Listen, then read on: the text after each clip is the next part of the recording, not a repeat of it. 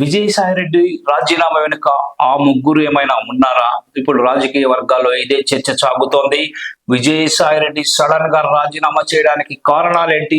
దీని వెనుక వైసీపీ వ్యూహం ఉన్నట్లు అనుమానాలున్నాయి. కానీ అంతకు మించి విజయసాయిరెడ్డికి వైసీపీలో చాలా అవమానాలు జరిగినట్లు సన్నిహిత వర్గాలు కూడా చెబుతున్నాయి. వైఎస్ రాజశేఖర రెడ్డి కుటుంబానికి విధేయుడిగా ఉంటూ వచ్చారు విజయసాయిరెడ్డి.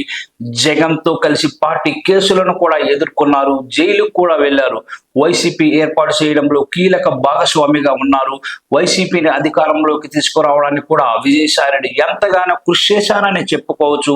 అందుకే వైసీపీ నుంచి తొలి రాజ్యసభ పదవి విజయసాయిరెడ్డికి జగన్ తన నమ్మకాన్ని ఇచ్చి నిలబెట్టుకున్నారు. అటువంటి విజయసాయిరెడ్డి ఇప్పుడు పార్టీని విడిచి వెళ్లడం అందరినీ ఆశ్చర్యపరుస్తోంది. ముఖ్యంగా వైసీపీ శ్రేణులైతే షాక్ లోకి వెళ్ళాయని చెప్పవచ్చు.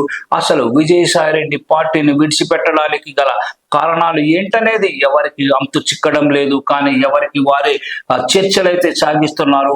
వైసీపీ ఆవిర్భావం నుంచి అనుబంధ విభాగాలన్నీ విజయసాయిరెడ్డి కంట్రోల్లోనే ఉండేవి. ముఖ్యంగా party social media wing Sai Reddy కనుచన్నల్లోనూ నడిచింది. కానీ వైసీపీ అధికారంలోకి వచ్చిన తరువాత ఒక్కొక్క వింగ్ విభాగం విజయసాయిరెడ్డి చేతుల నుంచి చేజారిపోయిందని చెప్పుకోవచ్చు. ముఖ్యంగా సజ్జల రామకృష్ణారెడ్డి ఎంట్రీ తర్వాత సీన్ పూర్తిగా మారిపోయింది. వైసీపీ కేంద్ర కార్యాలయంలో విజయసాయిరెడ్డి ప్రాధాన్యత పూర్తిగా తగ్గిపోయింది. విజయసాయిరెడ్డి వద్ద ఉన్న సోషల్ మీడియా వింగను సజ్జల రామకృష్ణారెడ్డి కుమారుడు భార్గవ్ రెడ్డికి అప్పగించారు. ఉత్తరాంధ్ర సమన్వయకర్తగా విజయసాయిరెడ్డిని పంపించారు. అయితే ఆయనపై అదే పనిగా సొంత పార్టీ శ్రేణులే అధినేతకు ఫిర్యాదులు చేశారు. దీంతో ఈ ఎన్నికలకు ముందు విజయసాయిరెడ్డిని ఉత్తరాంధ్ర ఇన్ఛార్జి పదవి నుంచి తొలగించారు. ఆ స్థానంలో వైవి సుబ్బారెడ్డిని నియమించారు.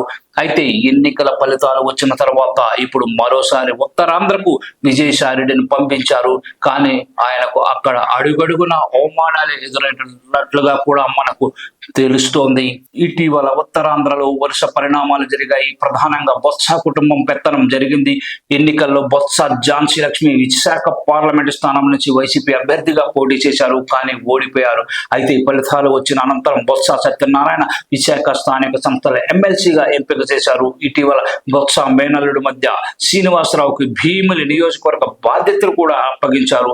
చోడవరంలో కరణం ధర్మశ్రీని తప్పించారు. చోడవరం బాధ్యతలను మాజీ మంత్రి గుడివాడ అమర్నాథ్కు ఇచ్చారు. కానీ కనీసం సమాచారం విజయసాయిరెడ్డికి ఇవ్వలేదని తెలుస్తుంది. పైగా ఉత్తరాంధ్రలో ఐపాక్ టీం విజయసాయిరెడ్డిని అస్సలు లెక్క చేయడం లేదని కూడా సమాచారం. ఈ పరిణామాలన్నీ విజయసాయిరెడ్డిలో ఒక రకమైన అసంతృప్తికి కారణమైనట్లుగా కూడా మనకు వార్తలు వస్తున్నాయి. ఇక మరోవైపు శివిరెడ్డి భాస్కర్ రెడ్డి నుంచి అనేక రకాల సవాళ్లను ఎదుర్కొన్నారు విజయసాయిరెడ్డి. గత కొన్నేళ్లుగా పార్టీ కేంద్ర కార్యాలయంలోకి ప్రవేశించారు భాస్కర్ రెడ్డి. దీంతో విజయసాయిరెడ్డి వద్ద ఉన్న అనుబంధ విభాగాల బాధ్యతలను భాస్కర్ రెడ్డికి కట్టబెట్టారు. దీంతో తీవ్ర మనస్తాపానికి గురయ్యారు విజయసాయిరెడ్డి. ఇప్పటికే సజ్జల రూపంలో ఇబ్బందులు పడ్డారు. వైవి సుబ్బారెడ్డి సైతం ఆధిపత్యం ప్రదర్శించారు. ఇప్పుడు కొత్తగా వారి సరసన శివిరెడ్డి భాస్కర్ రెడ్డి కూడా చేరారు.